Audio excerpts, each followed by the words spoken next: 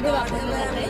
साधारण अनेक सैनिक आपले प्राण गमावतात, मात्र हे रोबोट त्या सैनिकांचं प्राण वाचवण्याचं काम करते, कारण याच्यावर साधारण 10 किलो वजनाच्या वेगवेगळ्या ज्या काही बंदुका असतात, जे काही शस्त्र असतात ते वाहून नेता येतं। आणि अर्थातच ह्या सगळ्यांना मोठ्या मोठ्या टेकड्या चढायला किंवा सैनिकांचे जे कष्ट आहे ते वाचवण्याचं काम हे रोबोट इम्यूल करत आहे।